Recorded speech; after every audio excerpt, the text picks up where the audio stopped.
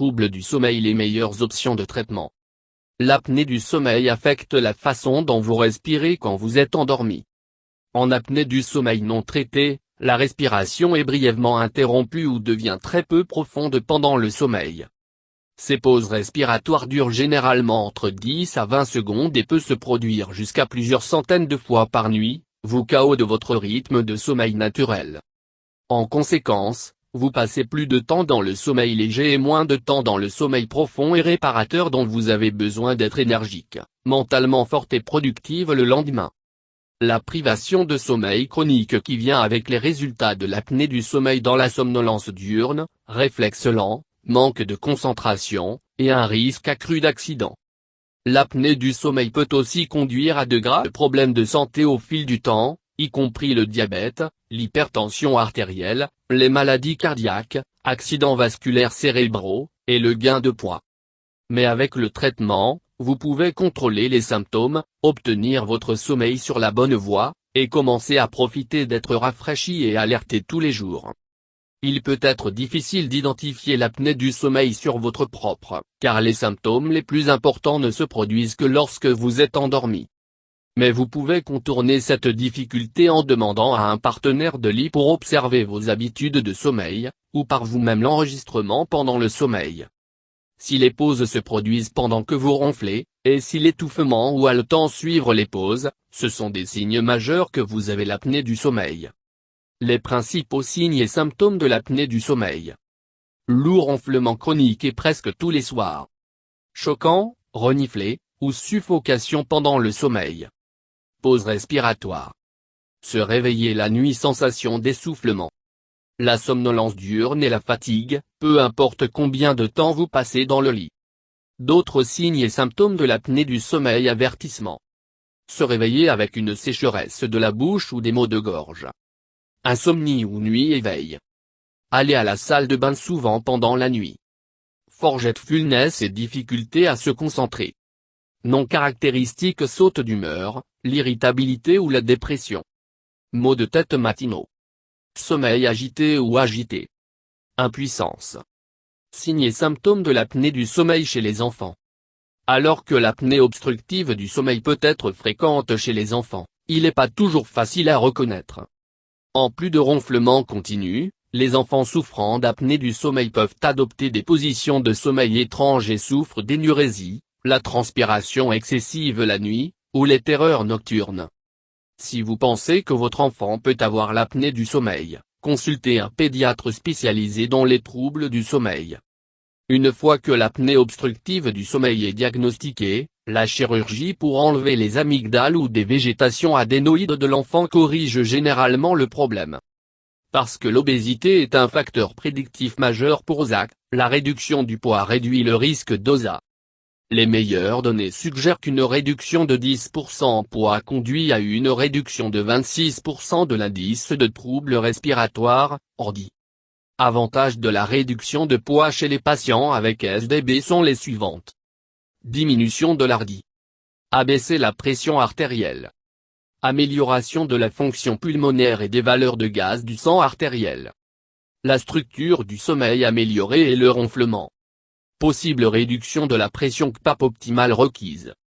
Le gain de poids est l'un des déterminants les plus importants de rechute de l'OSA après traitement chirurgical. Bien que la réalisation et le maintien de la réduction de poids sont difficiles, les résultats sont extrêmement bénéfiques lorsque les patients peuvent le faire.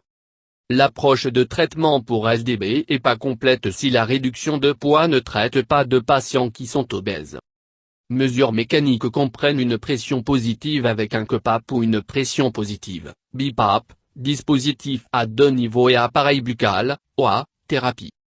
CPAP est l'option de traitement standard pour OSA et généralement peut inverser cette condition rapidement avec le titrage approprié de dispositifs. AO sont indiqués pour les patients souffrant d'AO légère à modérée qui préfèrent les appareils oraux à des appareils de PPC. Patients souffrant d'AO légère à modérée qui ne répondent pas à la thérapie CPAP. Les patients atteints de légère à modérée OSA dans lequel les tentatives de traitement avec des appareils de PPC échouent. Il ne devrait pas être considéré comme une thérapie efficace pour les patients atteints d'apnée grave. Le traitement pharmacologique ne fait pas partie du traitement primaire.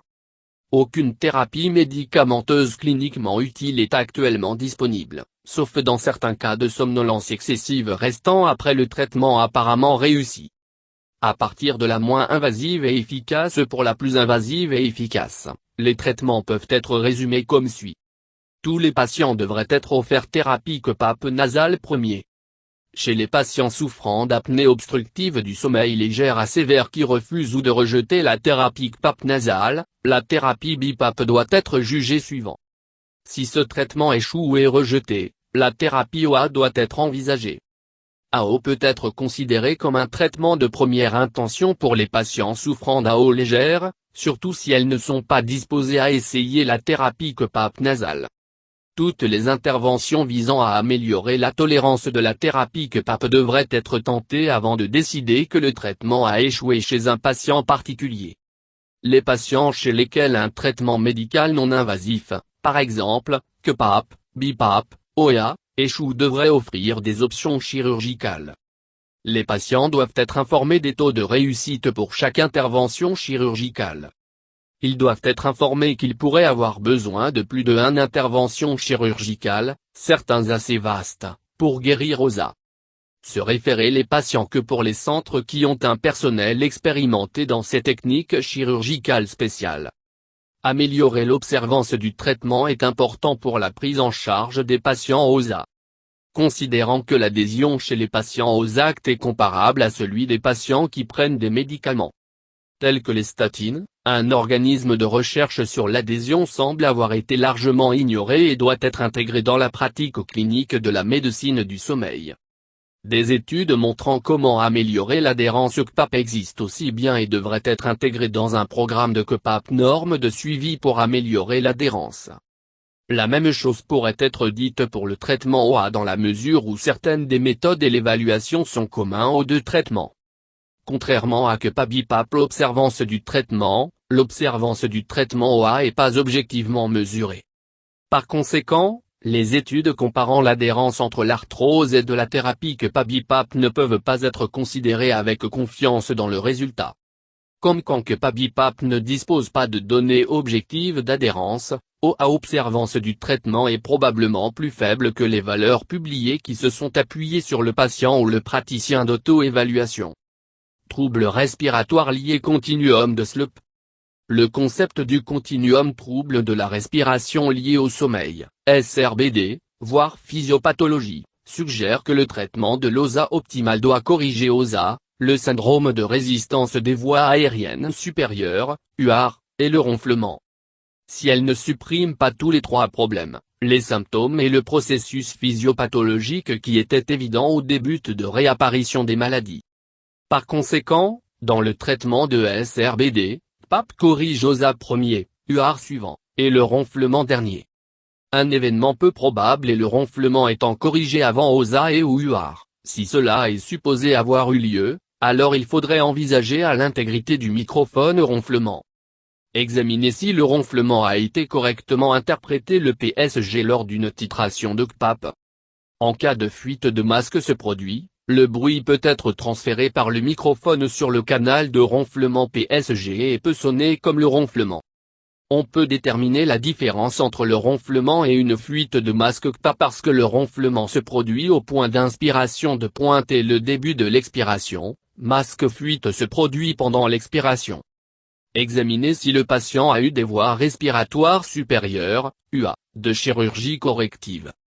Si le tissu du pharynx a été éliminé, le ronflement peut ne pas se produire, mais OSA peut se développer, ce qu'on appelle l'apnée silencieuse.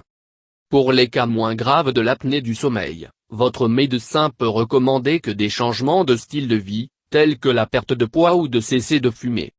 Et si vous avez des allergies nasales, votre médecin vous recommandera un traitement pour vos allergies. Si ces mesures ne sont pas améliorées vos signes et symptômes ou si votre apnée est modérée à sévère, un certain nombre d'autres traitements sont disponibles.